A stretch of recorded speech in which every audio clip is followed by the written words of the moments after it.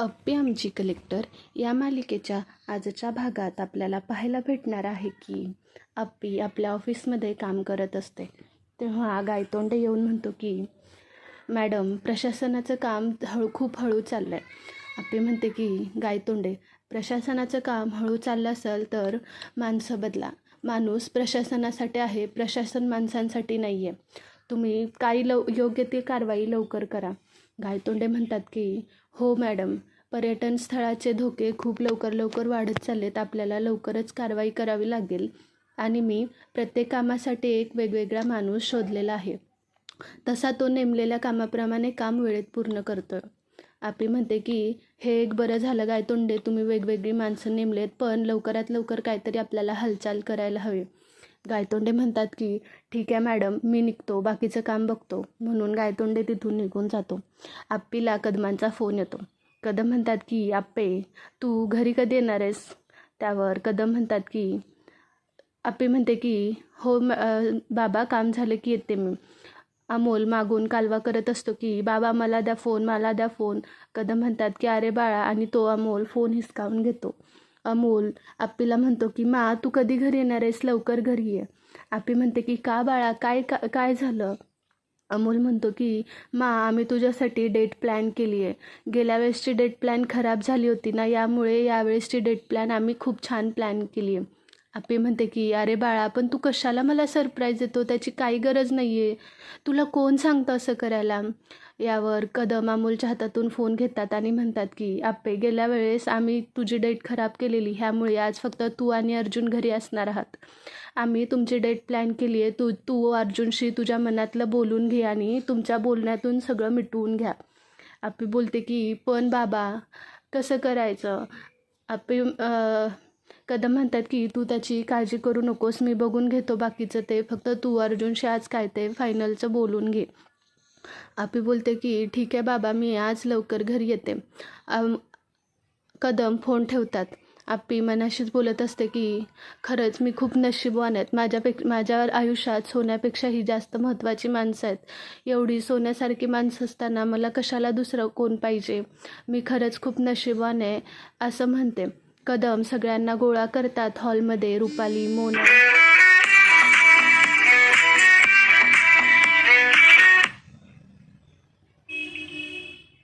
स्वप्नील सगळे तिथेच असतात. तेव्हा कदम म्हणतात की आपण आज तिकडच्या घरी जाऊयात. यशा आज घरातलं आपल्याच गावातलं धान्य, मेवा, शेंगा आणल्यात, त्या आपण तिकडे जेवण करूया. बापू म्हणतात की आज परत एकदा आसगावचं आपल्या गावचं आणि शेतातलं जेवण करायला खूपच मज्जा येते. कदम म्हणतात की बापू हो, आज आपण तिकडेच जाऊया. रुपाली म्हणते की यांचा असा अचानक प्लॅन ठरला, यामागे नक्कीच काहीतरी असणार आहे. कदम म्हणतात की चल रुपाली, आवरतेस ना? तिकडनं आपण खायला पण काहीतरी आणू आणि तिकडचं सामानसुद्धा बरंचसं आपल्याला आणायचं आहे, त्यामुळे मला तुझी गरज लागेल, तू सुद्धा चल. रुपाली म्हणते की तुम्ही सगळे जावा ना, मी इथे थांबते. तेव्हा कदम म्हणतात की रुपाली, तू नसशील तर कसं चालेल?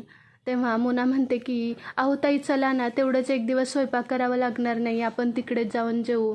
रुपाली म्हणते की अगं मूर्ख मोना, तुला कळत नाही का, ह्या सगळ्यामागे ह्यांचा काहीतरी डाव असेल. त्यावर रुपाली म्हणते की अहो पण अर्जुन भाऊजी इकडे एकटेच असतील ना. त्यावर अमोल म्हणतो की अगं काकी, तुला कळत नाही का, अर्जुन बाबांना आज खूप काम आहे, तो डायरेक्टर तिकडे येणार आहे, मी त्याला फोन केलेला. रुपाली म्हणते की हो का, तरीसुद्धा तिला यायचं मनात नसतं. मोना म्हणते की ठीक आहे, मी ह्यांना सांगते. त्यावर अमोल म्हणतो की अगं, मी दीपा मामाला सुद्धा सांगितलं आहे, तो सुद्धा डायरेक्टर तिकडेच येणार आहे. यावर रुपाली म्हणते की अरे पण सगळ्यांनी तिकडं जाऊन इथं थांबायचं कोण? अमोल म्हणतो की काय काकी, तुला पण मोमासारखं सगळं कसं सांगावं लागतं गं? रुपाली म्हणते की काय म्हणायचं अमोल तुला? अमोल म्हणतो की अगं, आपण आज तिकडे जाऊया, बाबा पण डायरेक्टर तिकडेच जाणार आहे. कदम म्हणतात की रुपाली चल ना, काय करतेस तू इथं एकटे थांबून, चल. स्वप्नील बोलतो की चल. मग रुपालीसुद्धा तिकडे जायला निघते. तिकडे गेल्यानंतर सगळे जेवण ते करत असतात. तेव्हा बापू कदम एकमेकांशी बोलत असतात की आपल्या रानातलं जेवण करायला खरंच खूप वेगळीच मज्जा आहे. रुपाली म्हणते की इथलं पटपट उरकून परत गेलं पाहिजे, नक्कीच तिकडे काहीतरी शिजतंय. तेव्हा तिथे आर्या येते. रुपाली म्हणते की अगं आर्या, तू इथं कशी काय आलीस? आर्या म्हणते की मी बाहेरून आले, पायावर पाणी घेते. रुपाली म्हणते की अगं आर्या, तुम्हाला तर आज स्टेशनमध्ये खूप काम होतं, मग तू का लवकर आलीस? आर्या म्हणते की अहो ताई, तुम्ही काय बोलताय, आज तर आम्ही खूप रिलॅक्स होतो आणि अर्जुनसुद्धा लवकर निघून गेला आहे अमोलला घालवायचं आहे म्हणून, अमोलला फिरायला घेऊन जायचं आहे म्हणून. रुपाली म्हणते की अगं पण भाऊजी इथे पोहोचलेच नाहीत आणि अमोल इथे आहे, मग भाऊजी गेले कुठं? आर्या म्हणते की अहो हे सगळं ठीक आहे, पण अपर्णा कुठे आहे मग? रुपाली म्हणते की ह्या दोघांचं ना नक्कीच काहीतरी शिस्त आहे, आपल्याला लवकर काहीतरी केलं पाहिजे. आर्या म्हणते की ते सगळं ठीक आहे, पण तुम्ही इथे काय करताय? रुपाली म्हणते की ते काही नाही, आता आपल्याला इथून लवकरच जावं लागणार आहे. आर्या म्हणते की हो, ह्यावेळेस जर अपर्णाने माझ्या मागून काही प्रयत्न केला अर्जुनला परत आणण्याचा, तर माझ्यासारखा वाईट कोणीच नसेल. म्हणून रुपाली पटकन आज जाते आणि जेवण बाहेर आणून ठेवते आणि म्हणते की सगळ्यांनी पटापटा जेवा, आपल्याला जायलासुद्धा लागेल. नंतर सगळे जेवण करतात. इकडे आपली घरात येऊन डेकोरेशन बघते आणि ती मनातच विचार करते, काय माझ्या नशिबात वाढून ठेवलं आहे काय माहिती. रोज एक नवीन प्रयत्नांना सामोरे जावं लागतं आहे. जाऊ दे आता, मी तरी अर्जुन तुला काय सांगू म्हणून ती आज जाते आणि रेडी व्हायला लागते. अर्जुन घरी येतो. घरी आल्यानंतर तो डेकोरेशन बघून चकित पडतो आणि विचार करतो की आता हे काय नवीन. तेवढ्यातच आप्पी त्याच्यासमोर साडी घालून येतो. अर्जुन आपल्या जुन्या दिवसात विसरतो आणि म्हणतो की अरे, ही तर साडी मी दिलेली आहे, मग आज का नेसली आहे? आप्पी म्हणते की कशी दिसते मी? अर्जुन म्हणतो ते सगळं ठीक आहे, पण हे काय आहे आप्पे? त्यावर आप्पी म्हणते की अरे अर्जुन, हे सगळं अमोलने आपल्यासाठी प्लॅन केलं आहे. गेल्या वेळेसची डेट खराब झाल्यामुळे त्याच्या असं खूप इच्छा होती की आपण दोघांनी परत एकदा डेट करावी. अर्जुन म्हणतो की आप्पे, पण तुला माहिती आहे ना आपल्यात काही होऊ शकत नाही. आप्पी म्हणते की अर्जुन, तू थोड्या वेळासाठी विसरून जाऊ शकत नाहीस का गं? नाहीस का रे? आपल्यात मैत्रीसुद्धा होऊ शकत नाही का?